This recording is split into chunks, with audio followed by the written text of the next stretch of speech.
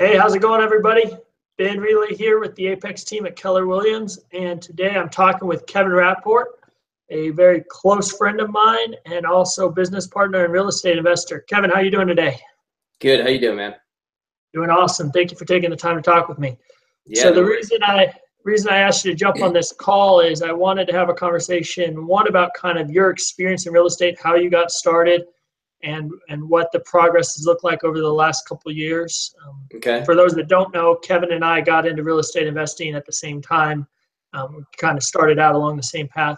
So I want to talk about that, and then I want to transition to how you invest as an out-of-state investor, because you're in California, but you're still investing in the Tucson market. So I would like to hear your thoughts on that and share some of the learning that you've gone through as you've been an out-of-state investor. Okay. Sounds good. Cool. So tell us a little about your story, when you got your first house, what that looked like, and then how it kind of evolved from there. Yeah. So I got my first house at 19. I was in a class through the U of A in the business school, and I met some dorky looking kid in Abercrombie sweatpants. And I had heard that he had bought a house and fixed it up and was living in it and then renting out some of the bedrooms. And I kind of wanted to do something similar. Although I had a primary residence, I just wanted to buy a house that needed some work, fix it up, and either sell it or rent it out. So I went and talked to this dorky kid, Ben Reilly, and he gave me a hand, and he actually hooked me up with his realtor, and we started viewing properties, found a property, made an offer on it, and then you and I did all the construction work ourselves. It was our first project. I didn't have a lot of money to spend on contractors and whatnot, so it was you and I swinging a hammer. We fixed up the house, we rented it out, and a couple years later, we sold it and made a pretty good profit. And from there, we took that profit and started doing other ones. We bought a couple houses on Linden, a couple on Waverly, all around the University of Arizona. We fixed them up, and then we'd rent them out to college students. Oftentimes, we'd come in with either our own money or investor money. We'd purchase the house all cash. We'd incur all the fix-up costs, and then we'd go to the bank once it was fixed up, and we'd get a loan on the property. We'd get that cash back that we'd either borrowed from investors or put in ourselves. That allowed us to go do another project.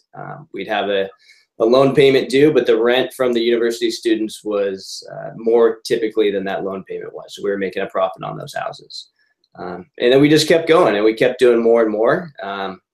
And I was living in Tucson at the time, actually moved back to do it full time. We had a couple projects going, and then took a job elsewhere. Now I'm out in California, still continuing to invest in Tucson. So can you talk a little bit about the cash flow and what that financial freedom is allowed? Because, I mean, you took 6 months and you traveled in Australia, and I think a lot of that was financed from the portfolio that you built in the first couple of years of your real estate investing, allowing you the financial freedom to go on that adventure. You want to talk a little bit about the cash flow side of real estate investing? Yeah.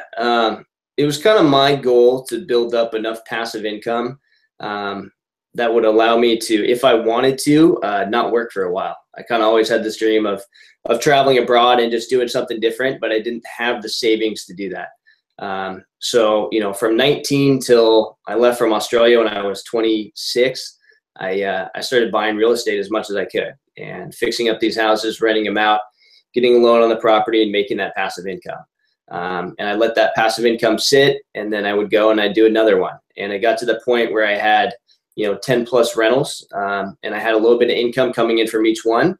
And I was able to quit my job, live off of that income, and go do something pretty cool, like move to Australia for 6 months. So awesome. It's definitely given me a lot of flexibility and freedom. It's been pretty cool.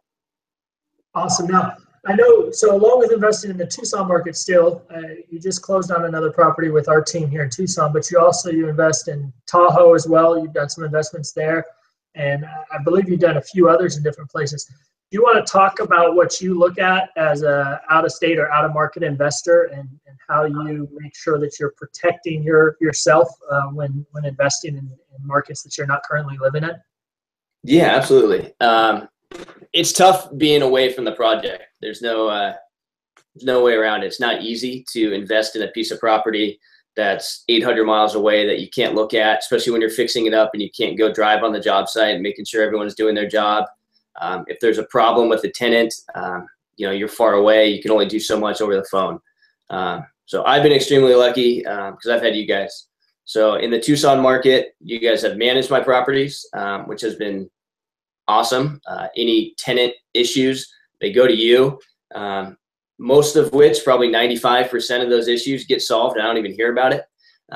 If there is an issue requiring if there's a new AC needed or a big purchase needed, that's something obviously you'll run by me and then we'll talk about it and figure out our options.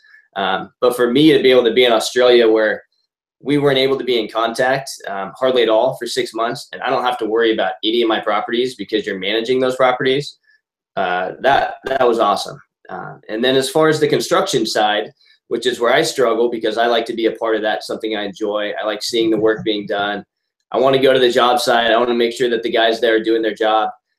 That's something I put in your hands as well. And you guys have made me feel comfortable, type A personality, not being in control entirely of job sites. You've given me updates. You've given me accurate cost breakdowns. And that's helped kind of put me at ease being an out-of-state investor. We've done a lot of projects where, to be honest, it's been a couple of years and I still haven't seen the property I purchased. But it doesn't matter because you guys are managing it.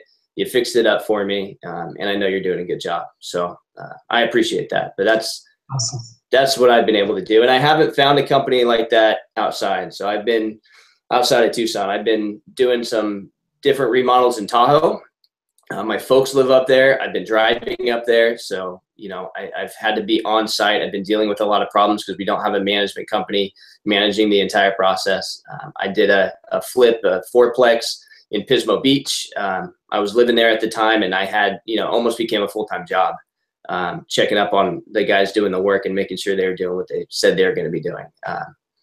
And it's nice when I can invest in properties far away and not have to worry about that stuff. Sure. No, and that was, I think, from day one when we were first starting out, the goal was to provide a turnkey solution for real estate investors where they can be as hands-on or hands-off as they want to be and know that someone is taking care of their investments and watching their returns. So one last question for you. What would you say to the person watching this video that wants to get involved in real estate, wants to invest, but they're just not sure if they should or if it's the right time? How do you know it's the right time? What advice would you give them? You want to talk a little bit about that? And then I know you're busy, so we'll let you go. We'll wrap the call up. Yeah. It's not for everyone. It's not the be all end all. It's not going to be right for everyone. I think that's important to know going in. It is going to take time, especially on your first, house or your first few houses to kind of understand how everything works. You're going to have to expect to not necessarily all of the time see profits immediately. It might be small amounts of profits as it was with mine. But over time, those small amounts of profits end up adding up and allow you to do something like I did. My biggest piece of advice is go to someone knowledgeable that knows what they're doing. I didn't know what I was doing when I bought my first house. You did, and I went to you. I didn't know what I was doing when I was fixing up my house, and I went to your company, and they helped me with all the construction. And I learned from other people too. I think you don't always put your eggs in one basket. You just talk to as many people as you can about real estate. The cool thing about you guys is that you have a multifaceted real estate company. You're there on the management, you're there on fixing it up, construction, and then you're there on purchasing or selling the property. So it's kind of a one-stop shop. I'd love to find a one-stop shop elsewhere because I'd start doing other stuff there as well, but I can't. You guys are the only people that do it. So I think if you're interested, the biggest thing is just before you do anything, just talk to people, learn as much as you can, understand it might be a slower process than what you're looking for. There's not always that instant gratification. You have to know that there are going to be problems along the way. But if you're okay with that and you can save up money, and that's another thing, you need a little bit of money to start. It takes money to make money is very true. So you need to be diligent about your saving. But the cool thing is, especially in the Tucson market, you don't need a lot of money. So if you have a little bit, I'd recommend anyone going to talk to you guys, talk to other people in the industry, learn as much as they can. And if they could, partner with someone who has the multifaceted real estate company, it makes all the difference in the world, because you're dealing with one company as opposed to 4 different people at different companies that are all going to end up blaming each other for something. Sure, sure. Yeah, one of the things that always amazes me in real estate is the willingness of individuals who are performing at a high level to sit down and have a conversation with somebody that's just starting out.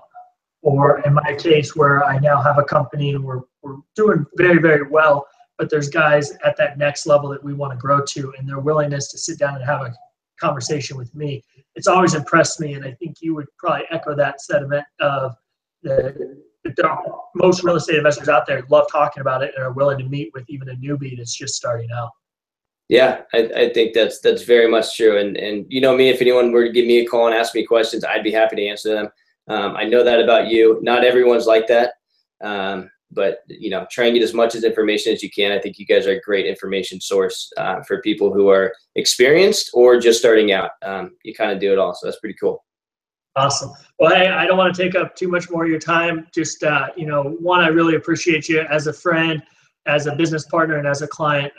Can't thank you enough for the trust that you put in our team. And thank you for taking the time to do this video, man. I really appreciate it. Hopefully some people hear it and it kind of gets them rolling down the investment path. Yeah, absolutely, man. I appreciate you. Thank you. All right, bud. Have a great day. All right, you too.